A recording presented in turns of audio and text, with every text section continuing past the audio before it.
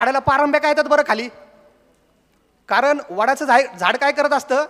भरपूर फांद्यांचं भरपूर पानांचं ओझं सहन करतं, बरोबर ना? भरपूर फांद्यांचं भरपूर पानांचं ओझं काय करतं? वडाचं झाड काय करतं? सहन करतं. आणि मग जसं जसं त्याच्या फांद्या त्याची पानं वाढतात तस तसं काय होतं त्याला? त्याच्या पारंब्या फुटतात. याचा अर्थ काय आहे?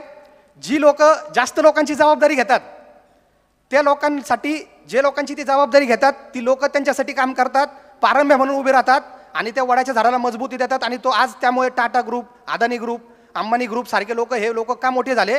तर त्यांनी जास्त लोकांची जबाबदारी घेतली. लक्षात घ्या, इन्कम कधी वाढतो?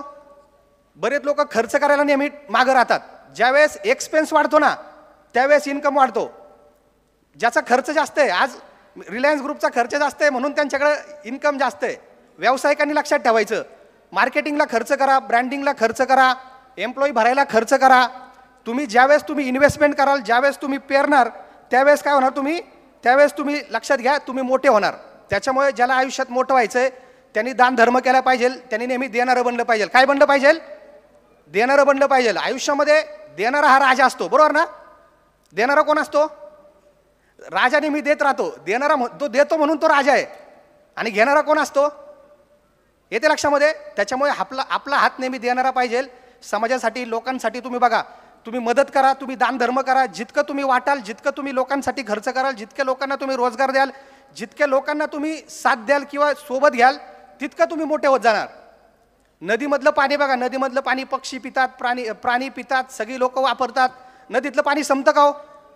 बरोबर का नाही? दरवर्षी त्याच्यामध्ये नवीन साठा येत राहतो. त्याच्यामुळे आपल्याला सुद्धा काय बनलं पाहिजे? आयुष्यामध्ये आपण देणारा जर बनलं तर आपण आयुष्यामध्ये सगळ्यात मोठं आपण मोठं होत असतो. आणि लक्षात घ्या, आयुष्यामध्ये संकट येतात.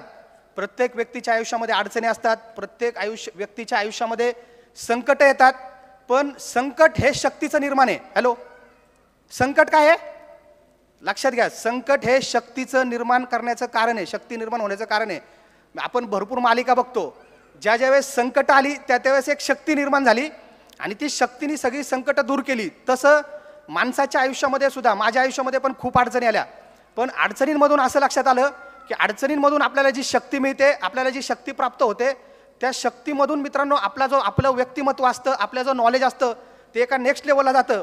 आणि मग त्या शक्ती, आपण त्या संकटातून बाहेर पडलो की मग आपल्या स्वतःच्या कुटुंबासाठी आणि आपण समाजासाठी खूप मोठं कार्य करत असतो. त्याच्यामुळे ज्या ज्या लोकांच्या आयुष्यामध्ये अडचणी असतील, ज्या ज्या लोकांच्या आयुष्यामध्ये संकट असतील, अजिबात घाबरू नका. संकटामधूनच काय होत असते? संकटामधूनच शक्ती निर्माण होत असते.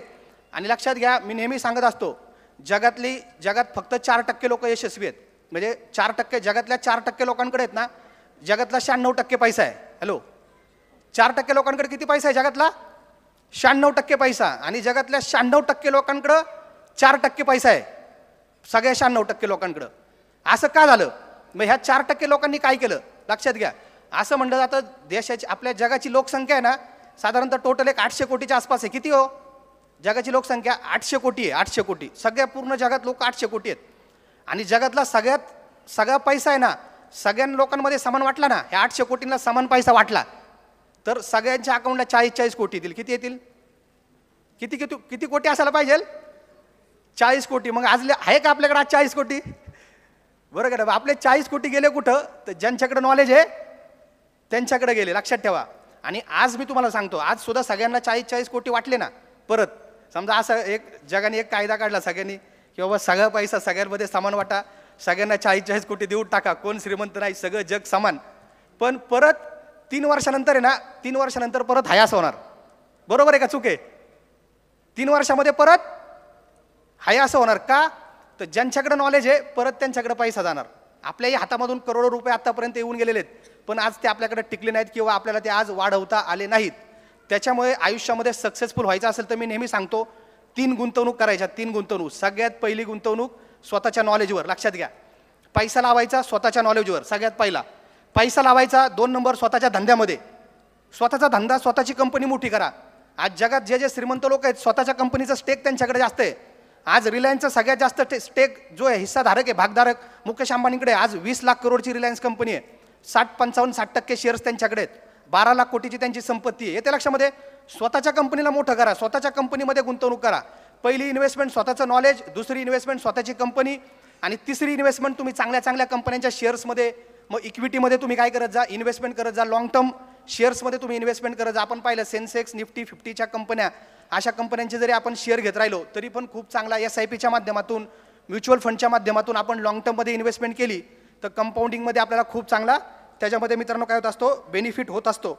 आणि सगळ्यात महत्त्वाचं तुम्हाला मला जाता जाता एक सांगायचं आहे, जास्त वेळ घेणार नाही मी तुमचा, की आयुष्यामध्ये सक्सेस होण्यासाठी सगळ्यात महत्त्वाचं बघा, देवाने आपल्याला काय केलेलं आहे, 2 हात दिलेले आहेत, 2 पाय दिलेले आहेत, लक्षात घ्या, 2, आणि सगळ्यात महत्त्वाचं 2 कान दिलेले आहेत. काय दिलेले आहेत? 2 कान दिलेले आहेत. तर बऱ्याच लोकांना काय असतं, नुसती काय असती, बोलायची सवय असती. लक्षामध्ये, तर आयुष्यामध्ये जर यशस्वी व्हायचं असेल तर एक गोष्ट आणखी लक्षात ठेवा, की बोलायचं कमी आणि ऐकायचं जास्त. हॅलो, काही लोक नुसते थांबतच नाहीत, कुठेही गेलं 4 लोक बसली की त्याला ब्रेकच लागत नाही, नुसतं कंटिन्यू बडबड बडबड बडबड. तुम्ही जर बडबड करत राहिला, नुसते तुम्ही जर बोलत राहिला तर तुम्हाला जे माहिती आहे तेच तुम्ही बोलणार आहे ना. जे नाही माहिती ते ऐकणार आहे का आपण, ते कळणार आहे का आपल्याला, ते ज्ञान मिळणार आहे का आपल्याला, ते ज्ञान आपल्याला कधीच मिळणार नाही. लक्षात घ्या. म्हणून आपल्याला काय करायचं आहे, आपल्याला नेहमी कमी बोलायचं आणि जास्त ऐकायचं. आपल्याला कान जास्त दिलेले आहेत, लक्षात ठेवा.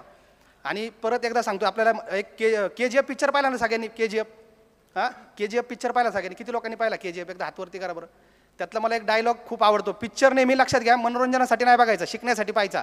मनोरंजन ऑटोमॅटिक होतं, आपण शिकण्याच्या नजरेने पाहिलं तर त्याच्यामधलं एक मला वाक्य खूप आवडतं. तर त्याची ती आई काय म्हणते, की अगर तुम्हें ये सोचकर हिम्मत आती है, काय म्हणते त्याची आई जे असते ती काय म्हणते, KGF त्या हिरोची आई काय म्हणते, अगर तुमको ये सोचकर हिम्मत आती है कि हजारों लोग तुम्हारे साथ है, अगर तुमको ये सोचकर हिम्मत आती है कि हजारों लोग तुम्हारे साथ है तो सिर्फ एक जंग जीतोगे. नीट वाक्य आहे का, तर तुम्हाला तर वाक्य नीट ऐकलं तरच कळणार आहे. खूप त्याच्यात मर्मलय मोठे ह्या वाक्यामध्ये. अगर तुमको ये सोचकर हिम्मत आती है, आई त्या मुलाला म्हणते, अगर तुमको ये सोचकर हिम्मत आती है कि हजारों लोग तुम्हारे साथ है तो सिर्फ एक जंग जीतोगे, लेकिन हजारों लोगों ने ये हिम्मत जुटाई कि तुम उनके साथ हो तो पूरी दुनिया जीतोगे. हे तर लक्षामध्ये, तुम्हाला नाही वाटलं पाहिजे तुम्ही लोकांसोबत आहे, लोकांना वाटलं पाहिजे तुम्ही माझ्यासोबत आहे. हे ते लक्षामध्ये, रवींद्र भारतीला नाही वाटलं पाहिजे ही सगळी लोक ही माझ्यासाठी आहेत, आमच्यासोबत आहेत. लोकांना वाटलं पाहिजे आज रवींद्र भारती सर आपल्यासोबत आहेत, तरच रवींद्र भारती सर यशस्वी होणार. असंच आपल्याला करायचं. लक्षात घ्या, स्वराज्य का निर्माण झालं, स्वराज्याच्या प्रत्येक व्यक्तीला वाटत होतं आज महाराज आपल्यासोबत आहेत, म्हणून आज ते महाराजांसाठी जीव द्यायला तयार होते. तर ह्या सगळ्या गोष्टी समाजासाठी